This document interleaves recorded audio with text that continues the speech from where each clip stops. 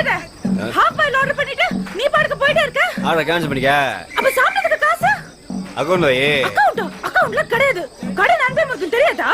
முறிஞ்சிட்டு போகுது. ஏய், இப்ப காசு எடுத்து வைக்கல, மரியாதை கட்டுப்பாடு சொல்லிட்டேன். 88 ரூபாச்சு. முதல்ல காசு. இல்ல, சாப்பிட்டதுக்கு தானே கேக்குறேன். ஏதோ 2-3 ரூபாய்னா பரவாயில்ல, விட்டுடலாம். இது 88 ரூபாய். கொஞ்சம் பார்த்து கொடுங்க. காசு இருந்தா கொடுக்க மாட்டாங்க.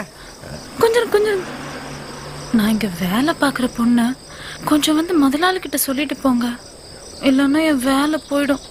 கொஞ்சம் வந்து சொல்லுங்க ப்ளீஸ். வாங்க, உள்ளதா இருக்காரு, போங்க.